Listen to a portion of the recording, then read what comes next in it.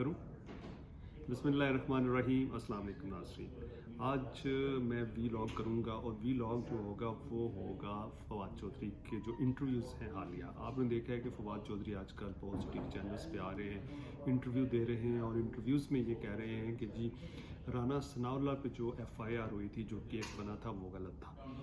आज फवाद चौधरी की अगर हम बात करें तो फवाद चौधरी ने माजी में जितनी भी स्टेटमेंट्स दी हैं, आप देख सकते हैं कि उन्होंने जो स्टेटमेंट दी थी राना सनाउल्लाह के बारे में वो भी ऑन रिकॉर्ड है। इसके अलावा जो वो PMLN की लीडरशिप के बारे में देते थे वो भी मौजूद हैं, पीपल्स पार्टी की जो लीडरशिप के बारे में देते थे वो भी मौजूद है। और इसके साथ आप देख सकते हैं कि जो वो मौलाना फजलुर रहमान के बारे में कहते थे वो भी ऑन रिकॉर्ड है। और लेकिन बात ये है कि आज उनको ये क्यों कहना पड़ा, इसमें बहुत से सवालात हैं। वो ये हैं कि सवालात ये हैं कि इसलिए कि आप देखें उनके जो कज़न हैं, जो चौधरी अल्ताफ़ साहब के बेटे फ़ारूक अल्ताफ़ साहब, वो जा चुके हैं इस वक्त PMLN में। उनकी जो है डील हो चुकी है, उन्होंने वोट भी जो है वो कहा था कि मैं दूंगा।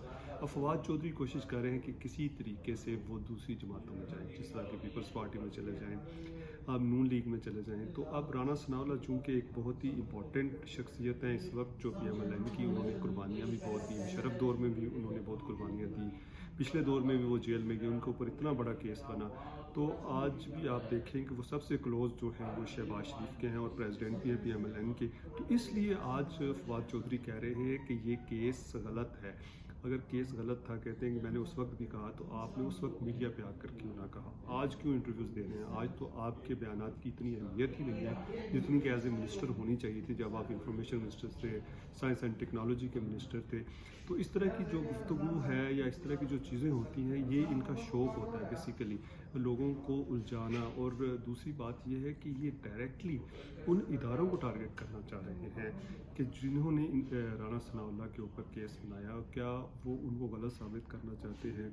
और उनको इसलिए गलत साबित करना चाहते हैं कि क्योंकि अब वो इदारे बिल्कुल न्यूट्रल हो गए हैं। उन्होंने अपना किरदार जो है सियासी तौर पे अदा करना बंद कर दिया। उन्होंने कहा कि जो भी हुकूमत होगी, जैसी जिसकी भी होगी, पीपल्स पार्टी की होगी, नून लीग की होगी, तहरीक इंसाफ की होगी, हम उनका साथ देंगे, हम उनके बैक पे खड़े होंगे, हम हर तरह से उनको सपोर्ट करेंगे।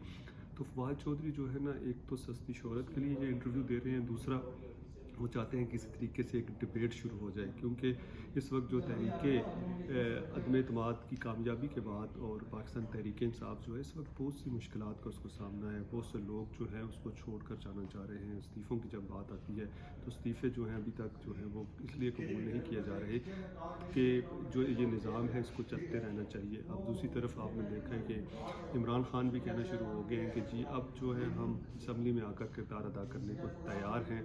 लेकिन अब आप ये देखें कि जो फवाद चौधरी जैसे लोग होते हैं जो कि मौका परस्त होते हैं, देखिए एक पीपल्स पार्टी में मुस्लिम लीग काफ में मुशर्रफ के साथ, उसके बाद आपने देखा तहरीक इंसाफ के, अब वो कोशिश कर रहे हैं कि किसी तरीके से जो है वो PTI से राह जुदा करके वो जो है PMLN में चले जाएं, लेकिन ऐसा होता नज़र नहीं आता। इसके बारे में हम और भी बात करेंगे और फवाद चौधरी की किन लोगों से ताल्लुकात हैं, किन लोगों के साथ उनके राब्ते हैं, क्या वो वाक़या ही वो सही हैं या गलत हैं, ये अगले वीलॉग में बताएंगे। और आपको ये भी बताएंगे कि कौन सी जो सिक्योरिटी फोर्सेस के लोग हैं, उन्होंने आकर ये भी कहा है कि जी जब आप मिनिस्ट्री में थे तो उस वक्त बहुत से लोगों